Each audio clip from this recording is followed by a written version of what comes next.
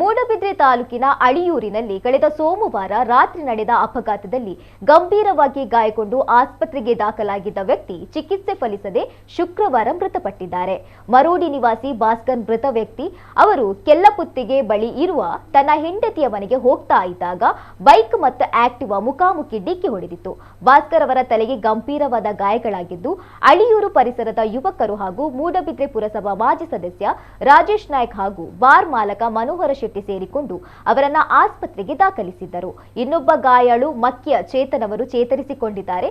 ತೀರ ಬಡತನದಲ್ಲಿದ್ದ ಭಾಸ್ಕರ್ ಅವರಿಗೆ ಒಂದು ಮಗುವಿದ್ದು ಪತ್ನಿ ಇದೀಗ ಗರ್ಭಿಣಿ. ಈ ಸಂದರ್ಭದಲ್ಲಿಯೇ ಗಂಡನನ್ನ ಕಳೆದುಕೊಂಡ ಆಕ್ರಂದನ ಮುಗಿಲು ಮುಟ್ಟಿದೆ.